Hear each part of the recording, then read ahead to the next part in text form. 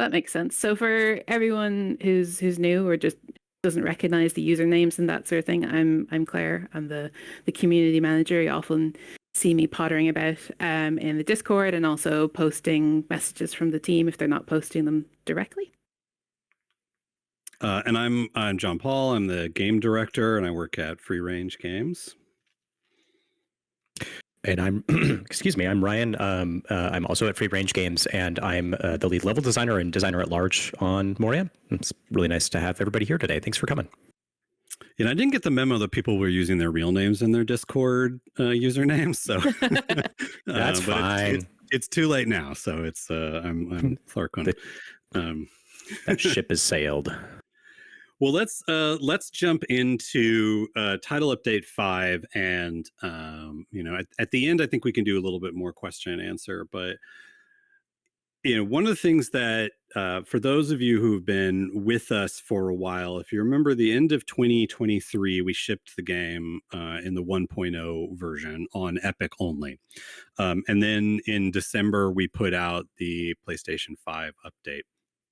And then most of 2024 for us was about kind of improving the game based on real community feedback, fixing bugs and quality of life. I think for those of you who were around for 1.1 and 1.2 saw just like an immense number of bug fixes, quality of life. So a lot of last year to us was get the game into a space where it felt more stable, it felt more up to date, and get it to everyone that wants to play it. So get it onto Steam, get it onto Xbox. And then one of our big things we wanted to do was crossplay. Yeah, totally, Alaska. It did take us a little longer on Xbox than we planned. But we got it on crossplay also, which was a big one. And then that left us with one last thing that we had really always wanted to do, but didn't quite get to in that time frame, which was dedicated servers, which felt in many ways like a fifth platform. And so dedicated servers was the next big thing we wanted to take on. But the theme of last year really was get it to everybody that wants to play it, and get a better version of the 1.0 to everybody that wants to play it. Make the world generation more random for the people that want that. Improve the campaign, things like that. Get cosmetics. So now as we move into 2025, the overriding theme is, okay, we've gotten the game to a place where we're feeling pretty good about the base game. There's always going to be things we want to improve. There's always going to be little bugs here and there, things that that everybody wants. But we really want 2025 to be the year where we start giving people new things. And so with that said, most of this year is going to be put into some cool new stuff that we'll be able to announce and talk about a little later in the spring. But we still wanted to do some updates. So we didn't want to leave everybody hanging while we did something big for the end of the year. And so the two updates that we're going to talk about today are the dedicated server full release and title update 5. And we got Greg here, so we can actually talk about dedicated servers first. So I managed to vamp long enough for him to get on here. Hey. Well done. Hello. So for everybody who doesn't know, Greg is our technical director. Has been with us since almost the beginning of the game. So we've me and Greg have been working on this for going on 4 years now. That's a lot of time in the mines. So with the dedicated server update, it was not only, I think, Claire, going back to our first Forge talk, I think if there was anything, we always kind of look at the chat while we're doing this and we see sort of when insert feature. And I don't know, Claire, if you remember, but I think going back to our very, very first Forge talk back in what would have been like early last year.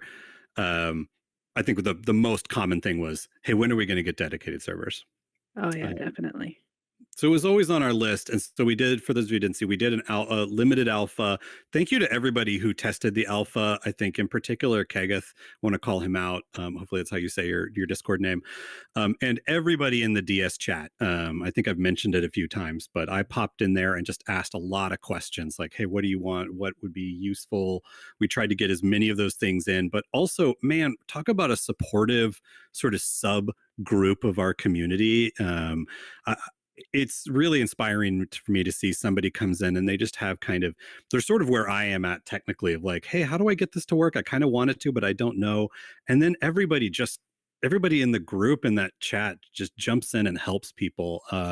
So it's really great to see. And so a lot of our theme from going from the alpha to the 1.0 of dedicated servers was, how do we make the lives of the people in the chat easier? How do we make everything a little easier to explain, a little bit more straightforward? We obviously didn't get to everything we wanted, but I think we're really proud of getting the IP, the direct IP, cleaning up the kicking and the blocking, player permissions, kind of a first version of player permissions, and trying to solve. For me, it was trying to solve, hey, I've got port forwarding working. My friends can join, but now I can't join. Okay, I turn off port forwarding. Okay, I can join, now my friends can't join. And so putting in things like local join, and then the performance improvements. So for anybody who hasn't seen, the patch notes has everything we did, but I think this is probably a good time to take some questions. I know there's going to be a lot of questions like, hey, could you add X? And like, I know we wanted certain things we didn't get to.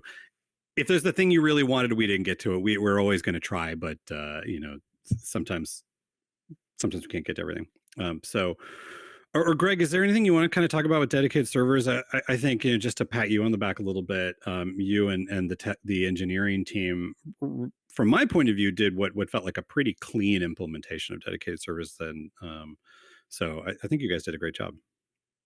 Yeah, I mean, a lot of it was already there from the crossplay work, but there was just a set of things that we had to do to make sure that, an instance of the game could run without having a player associated with it. We made a whole bunch of assumptions. So we had to fix a whole bunch of bugs. And then we had to change the flow to support, how do you join with a dedicated server? And, so we did the easiest thing first, and we supported our join codes as they always were. But we always knew we wanted to make the improvement for direct join and some other technical challenges that we faced along the way. But I'm glad we got the time to clean it up. And it seems like it's been a good experience for people. I have to say, once we got it working on the dev side, all of our internal play tests became, we're just playing on the server now. So,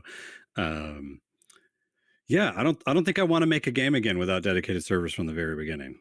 So that's an interesting big thing for me. So Claire, do we have any, before we move on to the other topics, any specific or questions about dedicated servers that have been popping up that we should answer? I did see one there a second ago that was asking about the specs for hosting a dedicated server. Is there any kind of recommended specs, I suppose, because I know the game obviously has its own recommended specs, and then you can rent a server for fairly cheap if you need to. But do you know roughly what would be off the top of your head? Sorry for springing this on you, Greg, but would you know roughly what they are? Well, some basics. So we know the memory stats. You probably want at least 6 gigs of memory for the dedicated server. It tends to use about 4 in practice, but I'd worry about it crashing with less than that. When we optimized a min spec PC, we made sure that it hit about 6 gigabytes because we wanted 2 gigabytes for the operating system. You want something with 4 cores in it at least, because of all the background nav baking. That and animations are still going on the server, and there's a lot there. But after that, it's really about disk speed. That might be an issue on some servers, so that would improve loading times, right? But network's probably going to be pretty good no matter what you get. Our game isn't that hungry, so that's about it. So Greg, when people kind of talk about, or they see loading walls more often, whether that's on a peer-to-peer game or on a server game, what is that usually a sign of? That usually goes to RAM, not CPU. Is that right? It can be both. It can also be disk if you, especially if you had it on a traditional hard drive. We need all these things for our Procton systems to work, and the server is loading everything. What stops loading walls from appearing so much is people spreading out less. But we do have an option on the dedicated server now that lets you jack that up. If you have some really good hardware, you can load a few more areas and keep them in memory longer, and so you should see a lot fewer walls. Yeah, I've seen directly a couple of people specifically say that upping that loaded area one does reduce the number. You just have to have the right specs for it. So, right. Yeah, and in dev, we did see that when we were hitting 100% CPU, there were a lot more loading walls. So you might want to check your server and make sure that your settings aren't set too high. You could try turning the frame rate down if you kind of have a weaker machine. On the dedicated server, there's an option to lower the frame rate of the server, which is kind of interesting as a concept. But yeah, that worked for me when we were doing play testing, and I was just doing it off of my personal machine. The two things I found was trying to play the game on the same computer that was running the server, which I know there's a lot of people in the chat that are rolling their eyes, of course, does lower it. But the frame rate, lowering the frame rate also helped on the loading walls if you're having trouble. So taking it down to 30. What you might get though is you might see like Greg, what are a couple things you'll see if you take it down to 30 frames a second? Just so people have expectations. Yeah, the main one actually is that orcs tend to jitter a bit more. The animations can't quite keep up on the server, and there's a long-running gremlin in our network prediction that if the server has a low frame rate, then the clients will see the orcs start to jitter as they run their montages. Yeah. Ryan, were you gonna say something? I just wanted to highlight something, Greg, you mentioned just a second ago, which is, I think, really obvious to us, but may not necessarily be super clear to everybody else, which is a server has to load everything that every possible client is experiencing. Would you agree, Greg? Yeah, and it does a pretty good job of picking priority and things like that. But it so does, when like 4 players or when 8 players are all trying to load new areas, you'll see a wall. But hopefully it resolves relatively quickly. Yeah. Yeah, Claire, what other questions do we have? Oh, I was just going to really quickly also mention, sorry, Claire, to interrupt. This is don't do this. But when we were testing the servers, I did run a dedicated server on my ROG Ally. So don't do that though. Nobody should run a dedicated server on a handheld device like that. But to go back, please don't come. Don't come at us. But the point being, like the server does run really well, and I think we had like 4 players on it, and nobody was experiencing bad lag. Probably loading walls if we were all going to different areas, but it was. I mean, obviously, I'm not running that now, but it was fun. It was nice to be able to test and see that was working. And I think that just goes to like I think Mirak Vermax mentioned above, running server in Docker with like 4 cores and 8 gigs of RAM, and that seems to be working really well. That's really great to see. So yeah, and just because and that's a Windows machine. Yeah, Claire, what other questions do we have? I know we had a couple around number of players, consoles, things like that.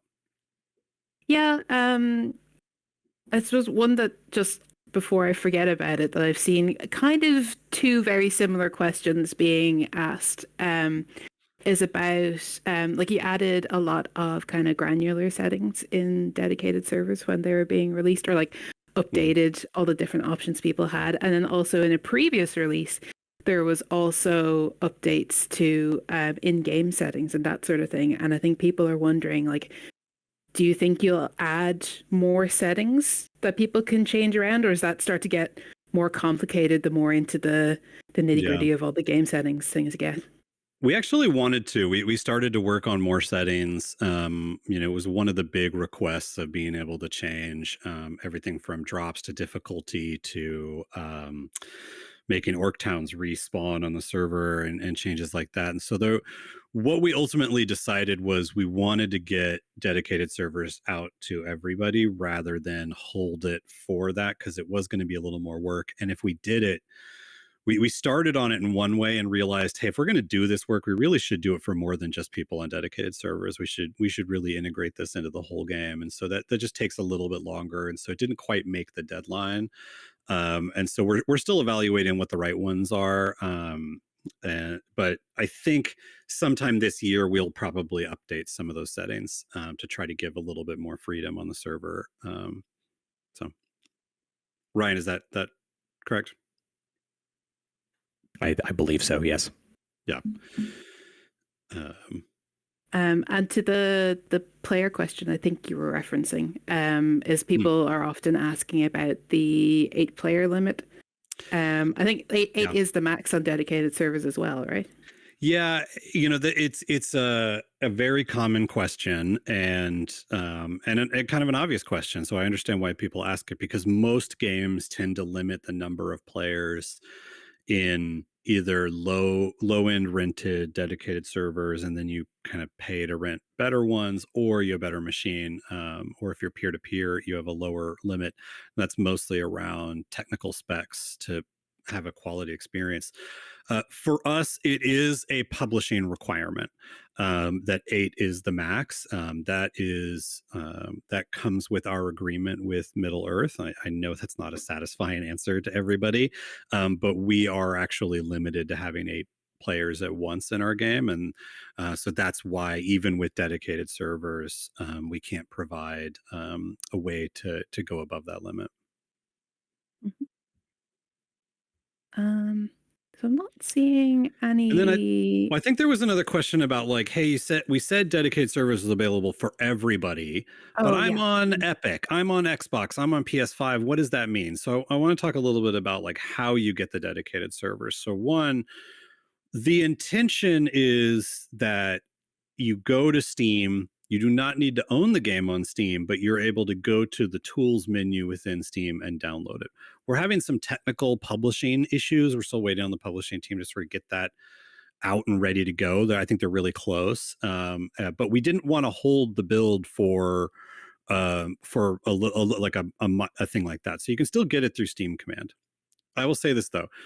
The intention is that it is free. Everybody's able to go and download it. It just happens that Steam has the best distribution method for something like dedicated servers. And so it's on Steam. But what we mean by it's available for everybody is it's free. Anyone can download it, even without owning the game on Steam. So if you play your game on Epic, you can still go to Steam and download the dedicated server and then load your game up on Epic and play it. You can still load your game up on Xbox or on Sony. Or on PlayStation to play it. But with dedicated servers, this is a very particular, slightly technical, hardware intensive feature. And so for those of you who are on consoles that want to experience dedicated servers, your options really are to you either have a computer or access to a computer or a server that can run the dedicated server software, or you work with one of our partners like Nitrado to do it. But we didn't mean to infer because available to everyone. I understand how that can sound like, oh, my PlayStation 5 can run a dedicated server. That was never really we didn't really mean to give anyone that impression. Yeah, I think that's kind of covering most of the dedicated server questions I've seen so far. Cool. What I can do is I'll keep an eye on the chat, and if anyone pops anything else in, then I'll let you know. Yeah. Okay. Well, let's jump into the next part of the agenda, which is title update 5, which we're hoping to come actually pretty soon. Soon with a asterisk. Probably end of March, early April is kind of what we're hoping for. So with title update 5, I mentioned a little bit earlier that we want to be working on some big cool stuff that will come out throughout the year towards the end of the year. But we also had a couple of things we wanted to do for everybody, give an update out, make sure everyone knows that, hey, we're still here and working. And we had a couple of cool things that we just wanted to do. So the first one we mentioned in the blog is something we had wanted to do when we launched excuse me, when we launched Cosmetics back in December, is we wanted to give everybody something interesting, a cosmetic that you felt like you earned. So for those of you who've played with the wardrobe feature, there is a section that is for premium, which is the Rohan pack right now only. And then you can unlock new cosmetic skins based on having the item in your inventory. And so one of the things we wanted to do was say, hey, now we've got this new kind of interesting thing that can be a part of the rewards of the game. And so the first one is, for those of you who get to the end of the game, see the final story cinematic, it will now put into the unlockable tab a whole new skin. We've got just a little preview. We'll be showing it off a little bit more. I know Claire was nervous about me spoiling the end of the game, which even the name of it might already kind of spoil it a little bit, but for those of you who win, you get this. So it's going to look really, really neat. And it's also one of the first cosmetic skins that we're putting into the game that is not intended necessarily to be armor. And I think you'll see that as a pattern with some of the newer cosmetics we're going to work on and release throughout the year, is that there is plenty of armor in the game, but we want to give players the opportunity to kind of mix and match how they look for when they're home in their base, or they just want to look a certain way. And so we want to kind of mix that up a little bit. I think I'm looking forward to like wardrobes just being super populated and like dwarven fashion shows. I'm looking to forward to all the selfies and everything that we're going to get of people like trying out different things with all the mixing and matching and stuff like that. And while we don't have it for this release, we're figuring out when and how the right time for more beards and more hair. So that's a little tease for the future. I didn't know that. The next one I want to talk about is, and Claire, if you see questions in the chat, feel free to pepper us with them. So the next one we really want to talk about. So one other thing about the Lord of Moria skin is look for more cosmetic skins throughout the year. So that's another one question I did see flying up the chat there was just double checking. You don't need to rerun through the game to get the skin at the end, right? It'll just unlock for people who've already completed it. Yes, great question. Yes, it should unlock right away. And that is both sandbox and campaign. The only requirement is you've seen the last cinematic, not the bonus last cinematic, the last one when you finally accomplish what you want to accomplish in the game. So that's both sandbox and campaign that will unlock for you. You will still have to do the crafting loop of unlocking it, but then once you do that, you'll unlock it for all of your dwarves that you ever make forever. So you just have to do that once. So like if you complete it once, it doesn't have to be the dwarf you completed the game with that can have it. Basically, if you see that cinematic, actually, Ryan, that's a good question. Which way did we end up going? Did we just have it like if you log in, you get it, or is it like you have to go back and repeat the cinematic one more time and then it shows up? Where do we we're actually working on that right now. Greg and I and Jared have been talking about how to do that. We're trying to make it as friendly as possible for people, and take into account the fact that if you probably have completed the game, the goal is to be able to give it to you right away. It may be the case that you need to rewatch it, but I'm hoping that we can have an edge case in there to support the fact that you finished it. So and it should hopefully differentiate, because when you come back from that cinematic, there's a lot of things that unlock, in particular like a really good armor set. And so the idea is that you now have a choice of like, I could craft this armor set, or I could craft this other thing that feels maybe a little bit more official. But that's a great question. The next sort of big thing is free cam mode. Now this is one we've been talking about for a while. Claire and the community have been running community contests all year, and every time we judge them, I can just tell how much effort our content creators are having to go through to hide the HUD, crop things, and so we really wanted to get something to make it a little bit easier. So you can see the video on the blog. So with free cam mode, you'll be able to basically detach the camera from your dwarf. You'll be able to pull the camera around. There's going to be a limit to how far you can pull the camera, so you can't use it as like a scouting mechanism. But there's a limit. But you can pull the camera out.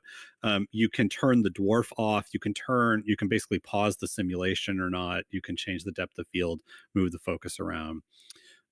So pretty excited about this. I think we're already able to make better screenshots ourselves, and we're like, why didn't we build this even for ourselves a year ago?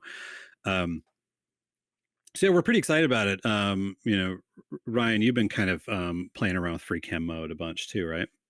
Yeah, I was using it a little bit for some internal presentation stuff, and I'm not particularly good at it yet because it is very full featured. But I love all the features that are in there, so it's fun to play Moria photographer, and yeah. I'm really looking forward to seeing what the community does. If only because the community always outshines all of the stuff that we do with our creative tools. Yeah, Moria snap win. I know there was a lot of questions I saw in the community earlier today, which was how does it work in multiplayer? So free cam completely works in multiplayer the way it works or online versus offline is really the distinction we say versus solo multiplayer. The main thing is because when you're online, it's a multiplayer simulation, you can't pause when you're in free cam mode. So you can be in free cam mode and everything's still working. Orcs can run up to you. Your friends can run around. So it still works. You just can't pause it when you're online. And that's just an overall limitation. And it's the same limitation as to why you can't pause the game when you're playing online, even before we launch free cam mode. But you will be able to use it in multiplayer. You just got to kind of be careful you don't go into free cam mode when a orc patrol comes by, because there is no special immunity to your dwarf when they're invisible or for free cam mode. Yeah, I believe Merrick has already stated that he's going to just sacrifice his dwarf for some really good shots if he has to, if he can't actually pause the game. So that answers that for him. I would put one warning just so Merrick isn't disappointed. If your dwarf dies in free cam mode, it will boot you from free cam mode. We've been trying to make that not happen, but trust us, there's a lot of reasons why it's just going to have to happen. So I don't want anyone to be disappointed. But free cam mode is getting in there and playing with it. It's pretty simple, moving the focus around, moving the depth of field. I'm really excited about the first community contest we do after this. I think also because it works when you're online with friends, and the simulation is going while you do it, I think this opens up the opportunity for fun videos and machinima, which we haven't really had before. Should be cool. There's some good ideas in the chat there. Like Dave is asking, like, what if he doesn't want the game to pause in his solo game in free cam? Yeah, you can toggle it. You can actually there's a button to sort of pause the simulation, unpause the simulation. So then you can have animals going by. The flame will actually continue to animate. Your character will breathe and idle. And it works on controller, works on console. Just so one of the reasons why it's called free cam mode is that every platform, being on 4 platforms in a small team, every platform takes an image differently. And so what we're doing is giving you the free cam, but then for players to use whatever capture tools, print screen, OBS, the built-in screenshot tools on Xbox and PS5. So you'll still use the platforms to take the pictures. We're just going to make it easier for you to compose it. Any other thoughts on that? Semi-related question, because I think it would involve people setting up beautiful shots and that sort of thing. There are people asking about things like removing debris and if there's going to be maybe new building pieces added or the older building pieces. And I know we've talked about this a little bit before, but because some people are new, would you mind touching on that again? Yeah, it's a great question. One of our big to-do list items has always been going through the whole world and finding the bits of debris that we can't get rid of. a lot of those are covering holes in the world. They were built into the environment mesh in a way that is hard to do. But we've had it on our list to go back through and get those so that you can clean it up. So I would say a big goal of us for the end of the year is make Khazad-dûm fully restorable. That includes, there's places in like Durin's Forge that you can't get rid of. There's floors you can't repair, so you end up having to build another floor on top of it. Ryan, does that sort of cover sort of the debris cleaning and sort of why that is? Yes, yeah, absolutely. I mean, it's something that we're interested in helping fix over time when we can. So anytime we get time to go in and patch it and make it work better, we are all over it. And then building parts, I think there's going to be a big effort over the course of this year to fill in parts that are missing, but also, we feel like our building progression is missing a few places.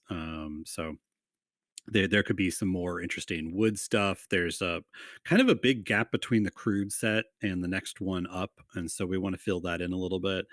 And then one of the things we're thinking about is what is the right way for our builder players to be able to do massive building? Because there's some things in the game that are really, really big and you can't build it. So we want to give you maybe some monument scale building too. All future teases. Watch this space. And then the last thing that we really want to talk about, or maybe second to last, is farming. So Ryan, do you want to kind of cover a little bit like why farming? Why was this the thing that we decided we wanted to improve? Because we do try to add a little bit, like improve the game each time. So this one was one we had on our list. Yeah, this has been on our list for a little while. Bradley, our art director, has been a really big advocate for this as well. And there are a few different issues that we wanted to hit with farming. One thing is we felt like farming came into the game later than we would have liked. It was right at the time in terms of the way that we were balancing the systems and introducing all the mechanics to the player when we released. It did come in at the right time, but then as the game matured and as we saw how players were playing, we noticed that farming really just started a lot later, and we didn't give ourselves the tools to be able to move it early super easily. So we finally tackled that now. One of the things that we've done is we've introduced a new farm plot that you can build, that you could build much earlier, and one of the requirements for building a farm plot is still needing guano from bats. The good news is there are a lot more bats in Moria now. They are leaving their guano everywhere, which is kind of unpleasant to think about, but at least you can farm earlier now. More opportunity to clean up the world. And we also added in guano that you can just find on the ground without having to kill the bat. So that's another one too. Yeah. Yes. Guano decoration, I say with scare quotes. So that's a big part of just making farming more accessible and making it something that the players can engage with earlier in the game, which is really cool. And then in addition, actually going in and making all of the farmable items have what we're calling growth stages is also a really exciting thing, because it makes the farming feel more dynamic in the world. Readability of how farming worked before was actually really difficult, because you would plant, say, a chive in a farm plot, and then after you slept once, a chive would appear. And a lot of players very rightfully would say, "Oh, okay, I guess I got a 1-for-1. Seems very zero sum." The way that it actually worked is if you let it go longer, you would get more, up to a maximum amount. But now we are just being much more clear about how that system works, and including stages so that you can see how things are growing. And we're also going to give people a little bit more information about how fast they might grow. We're not going to be exact, as we're always a little vague in terms of the timing of things in the game, but we want to just give people more information to help you better understand how this all works. And if you look at the blog, there's a nice GIF that our team made to illustrate what that's starting to look like in the farming system. So yeah, farming is really, really cool. There's another thing that I'm not going to spoil one of the really fun things that we'll be able to talk about a little bit later, maybe closer to release or right at release. But one of the other things that I'm doing right now as well is I'm going through all of the areas in the game that have trees that grow automatically, and I'm making sure that those trees have the ability to regrow. When we introduced tree regrowth in an earlier update, there were still quite a lot of trees, both probably mostly in the deeps areas, the fungal trees and things like that, that you would chop down and they would never regrow ever again. And so I'm making sure to go through and patch all of those where I can, so that they will have the opportunity to regrow. And should we, Ryan, should we break some news about trees while we're here? That's not. That was the thing I wasn't going to spoil, but if you want to, yeah, let's go for it. We're going to let players plant trees. You can just plant your own. Mm-hmm. There you go. Yeah. Fungal trees, elven trees, small trees, big trees. Yep. Yeah, we're in the middle of working on that feature, but it's coming out in this coming update. Ooh, and that's buildable. A nice beehive. Reaction to the chat there. Buildable beehives. Sorry, not this update, but that's coming. Right. Buildable beehives. Ooh. Yeah, so the trees. You know, it's funny because part of we were debating lore wise. We're like, would they plant trees, or would they just like carve some rock to look like a tree? So, yeah, exactly. But you know, there is an aspect of, okay, we'll stretch it a little bit, because I think mechanically it'll be a lot more fun to plant trees. So yeah, I mean, I think there's a couple of other things with farming that people will discover as we go. I'm also really excited about changing up the timing scales, so it's not all on sleep, that some crops are actually shorter than a day, and you're going to actually farm them pretty quick. And I'm also looking forward to maybe later in the year having more uses for the stuff you grow and craft. So one of the questions I'm seeing there is people just want to confirm, do crabapple trees, are they also included in all the trees for planting and farming? Ooh.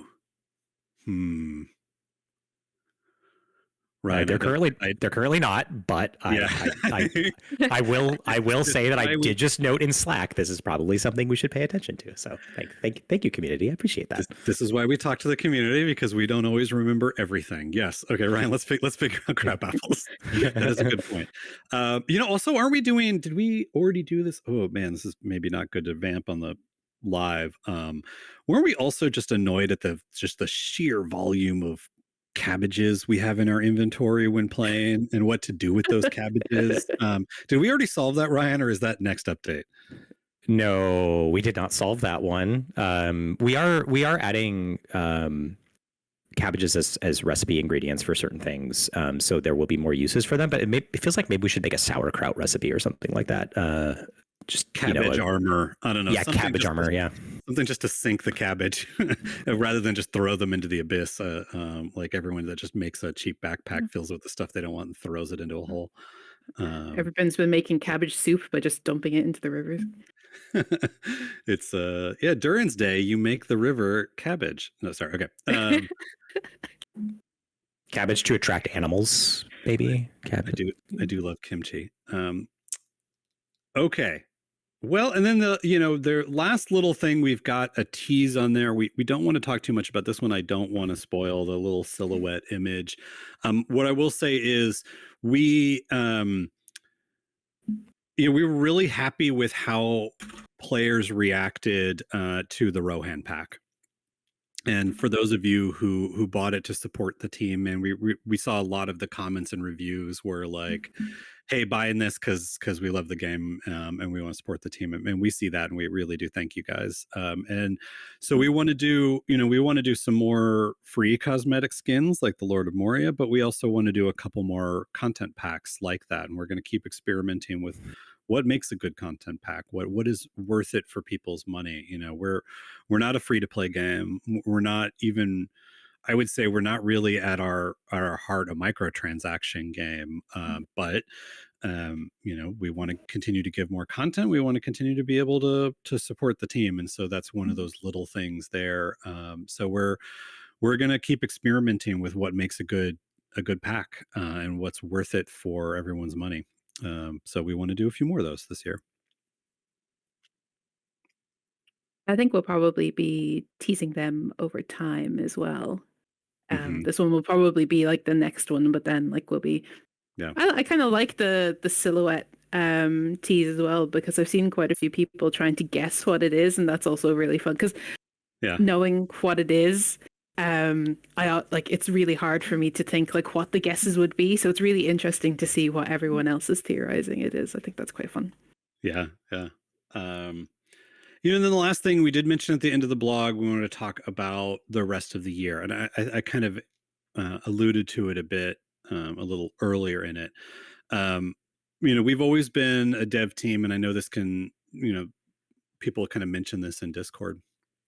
We've always been, you know, a smaller team that, you know, just as community members of other games and players of games, we always just feel like it's better to announce and talk about things that we're working on when we really know they're going to happen, when they're feeling good, when we've actually been able to build them, because it's easy to come up with 30 awesome things that we could do and tell everybody about it. But if we don't feel like we can deliver, we don't really feel like we it's fair to talk about things like that. However, we also really see everybody talking like, hey, I really want to know what this year is. I want to know what the roadmap is. A lot of other games do roadmaps. So I will say we're working with our publishing partners to figure out the right level of granularity to talk about the year and the things that we're going to do. The closest I can kind of come are two things. One is to say, you know, we're here.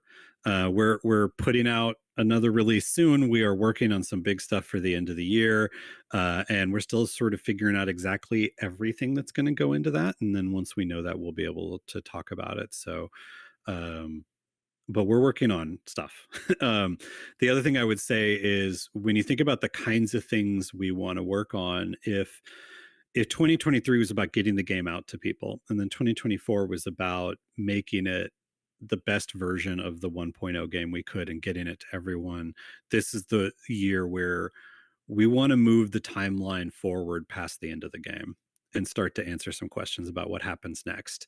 And there's a lot of really kind of obvious, interesting things that would happen after that cinematic. And so those are the kinds of things we're talking about. The other thing that we're talking a lot about in our creative and design discussions are, now that we've got dedicated servers and you're playing on a server, what would make you want to keep coming back to a server and playing it for longer than the 80 to 100 hours that the campaign can take, or that campaign plus sandbox can take? What would make it feel like, yeah, I really want to kind of live here and be a part of this? And so those are two things that are top of our mind as creative opportunities and things that we think would be really interesting. So we can let the community speculate what those two things mean, and hopefully we'll be able to sort of show you our answers when we get a chance. Awesome. I'm really excited to see people's theories, but also I don't know the answers, so I'm really excited to find out as well myself. Yeah. Probably best that I don't. Keep the mystery alive. Yeah, that all sounds fantastic. Lots of stuff to look forward to. All right. Ryan, Greg, anything else you guys want to cover? Or Claire, any other questions? I do have a few questions that are kind of don't want to say all over the place, but they're kind of unrelated to some of the other stuff. So I don't know if there's any final thoughts you want to throw out for stuff we've already talked about before I get into some of these before we finish up, because I know or we could do an AMA-ish kind of thing. Just I know whenever we do like, hey, open questions, so many of them are like, hey, when are we going to get the goat? And then I have to go, you know, so, you know, because sometimes people ask for things that we definitely want to do and I'm not sure yet, and sometimes people ask for things I'm like, that sounds cool. And so I hate it when the AMAs are just like 5 or 6 features people want, and then we have to kind of give an unsatisfying version of no or not yet. But yeah, let's do some questions. Let's go. So I think Axbeard is going to chuck me into a forge if I don't ask about bear stuff. Bear stuff. Yes, I teased him about that in Discord. We one of the content releases we are working on for the summer is inspired by bears and Bjornings. And that's going to involve things like bees and building sets and bear themed stuff. So that's I don't want to talk about the other ones because I want to the marketing team would kill me if I spoiled everything for the year right now. But I Axbeard has been a very loyal community member, and so I just wanted to let them know we have heard the pleas for bears, bear stuff, and we're working on that. Awesome. So there So you go. the other few things, there's a few things that I'm seeing, which kind of might also could be feedback suggestions if you haven't already thought about it yet. Things like changes to sleep in multiplayer. I know you're talking about changes to how plants Yeah. grow and everything, but especially on dedicated servers, I know you have the option to kick people if they go AFK. But there's also the rule that like everyone has to sleep. Obviously, that progresses time and it makes things a bit difficult. But are there any thoughts on ways to adjust that, or is that kind of how it's set at the moment?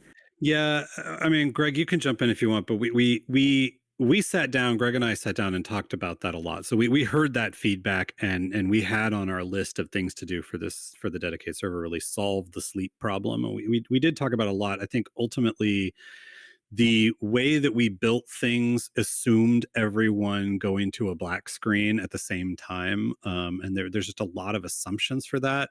So what we found was we had the will to change up the way sleep works, but the effort to do it wasn't going to be as big of a payoff. So that's not to say we're never going to address it, but we weren't able to address it in this release. I don't know, Greg, if you've got any more context there. Yeah, we're not clear on the absolute solve that it would that like what do we want the behavior to do? It wasn't quite clear. We weren't getting there, so we're decided to move on and well, focus on the things that we could solve. Yeah, but we hear you. It's frustrating, and that ultimately are sort of like, well, this isn't going to be as satisfying for everyone in the DS chat, but let's at least make sure that it's not painful to kick somebody. So that was our attempt at that. But we're going to still think about it, and if we solve, I know other games have solved it, but there's just certain core things that are going to make it harder for us, unfortunately. That makes sense. So speaking of chucking cabbages into the abyss, I'm seeing a lot of people possibly inspired by us talking about that, asking about things like trash cans or a recycler to break down things. I know that's kind of probably, especially if it's giving materials back, that might be a bit different to just something that deletes something from your game. But do you have any thoughts on that for the future? Yeah, it's not this update, but I mean, Ryan, you and I have been talking about some form of a recycler. We kind of did it a little bit by letting you get rid of at least your wood and iron, metal scraps at the end of the game, but we could go farther. Yeah, and I know Greg has also been really interested in this too. A lot of people we feel the same pain that y'all do when you're playing. So it is something that's on our list to talk about. But again, going back to our oft said thing, we're a small team and we have to prioritize what we do. So we'll hopefully get there too in a coming update. It's so tempting to just be bold and say by October we'll have a recycler, but I probably shouldn't. Oh, well, you're just going to cut that exact snippet out now. Yeah. If we could he said by October. Post, that would be fantastic. It's now I feel like I'm in a news conference from like at the end of a football game where you're just getting sort of unsatisfying answers from the athletes and coaches. So I think we're kind of coming up to time there. I know there are lots of questions and people asking about different things, but one of the things I do like to do is go back through the chat and kind of catch what people have talked about as well. So if there's stuff that we missed or we couldn't answer, we kind of keep track of the things that people are asking for as well. So apologies if your question didn't get answered. There might be an answer in a previous Forge talk as well. So if you haven't listened to those, go back and check them out, especially if you're new. You haven't listened to two-handed hammers. Yes, two-handed hammers are on our list. Absolutely. Man, I wish I had a recording of our debates in a couple of years ago among the team of are they war are they war axes, are they hammers, are they yeah, so we debated long and hard about what was a hammer, what was not a hammer, if it's got a pick on it, does it count as a hammer? But I think there's enough interest in the classic two-handed battle hammer that I think it's time sometime this year to get to that. Oh, Torvis, Yeah. I love fishing in games. That's all I'll say. I love fishing in games. Would there be any fish under? I suppose, yeah, there are Oh, fish yeah, there'd be a and lot of sea fish. creatures in mountains. Yeah. I think some of our very original design docs was that we thought actually it would be less lore forward to have them have farms until you can have mirrors. But what they do is probably go noodling. Like I can see a dwarf just going into an underground lake and just shoving their hands in and then coming out with a fish. Or Ryan, weren't we talking about also explosives? Wouldn't they just throw dwarven dynamite into a lake and then grab the fish? So we've talked about that kind of stuff, but we always wanted fish. We just have, it's one of those things, you know, we've talked often about game dev, and you just kind of have to make choices sometimes, but I do love fishing in games. I will say that. No topic Sometimes it inspires is- more debate. And fishing. Yeah. I've got about like 6 bookmarks of like different games, breakdowns of different games fishing. Yeah, I got really, really deep into like Final Fantasy XIV's fishing system because I was trying to catch every single fish like that. Whew. Like sometimes it is the main game and everything else is just an addition. Yeah, and in the pandemic lockdown, my family spent a lot of time in Animal Crossing trying to make sure we had every fish in the aquarium. Oh, you have to get Blathers' fish. That's very important. Yes, absolutely. Do love me some Animal Crossing. Interesting way you interact in that game too, and do stuff there. Well, we are at time. We're at 10. Did we get all of the big questions? I'm worried that there was a couple of really common ones we didn't quite get to. Oh, yeah, and the last. Oh no, we didn't mention that. Never mind. Oh, cloaks. Question about cloaks. Oh yes, Guy was asking. Well, you're not about going to cloaks. like the answer, Guy. We tried on cloaks actually, which is why you see them in the art book. But ultimately, cloth simulation in an Unreal 4 game, you know, it's kind of expensive, and so we decided we wanted to put those. What's the right word, Greg? We wanted to put the memory in other places, and so cloaks are fun to think about, but we're not going to get cloaks. What's that? I don't want to end on a sad note like that. Like something we're going to say yes to. We should end on bear stuff. Let's go back to that. Everyone liked the bear stuff. Yep, lots of bear stuff. Oh man, we'd love pipes, but that would change our ESRB rating. Yeah, we wouldn't be PG-13 anymore, unfortunately, or teen. Yeah, apparently you can have drinking, but you can't. You know, smoking is across the line. Oh, I know a fun thing to end with. If you've seen the, I think it's Dominic Morgan and Billy Boyd's podcast, they've asked before, like, related to the PG-13 thing in US film rules. I don't know if it's the same in Europe, but you can have one F-bomb in the entire movie, and then that's it. Anything more than that, and you're into like raising your rating. So they were kind of wondering where they would put it in the Lord of the Rings if they had the option. So if you could put that into Return to Moria, in Return to Moria, I thought you were going to ask about the movies. I was like, oh my gosh. Oh, well, both actually. If you have a thought about. Well, I was going to point out books. a good time to point out that we are a book licensed game and not a movie licensed game. Mm-hmm.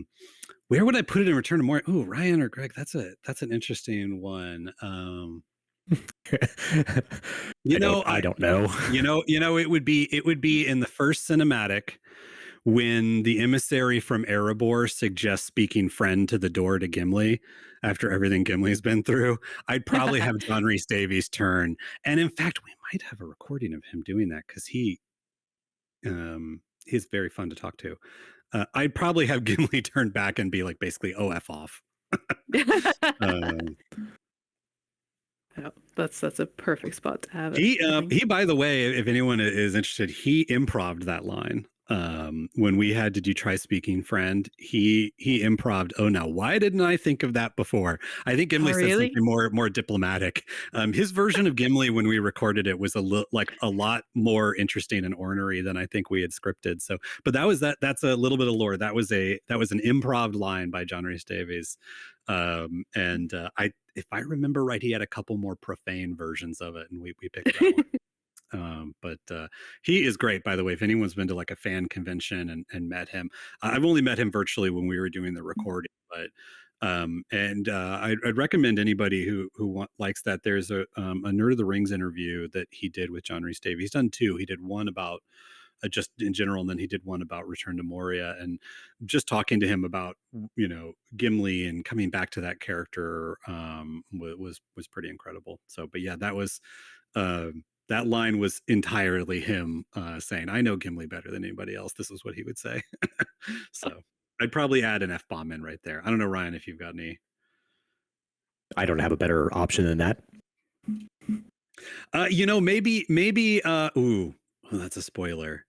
When you see the big bad for the first time, I bet at least one of our 10 dwarf voice personas would drop an F-bomb right there too. The Constable speaking. I'd say first troll.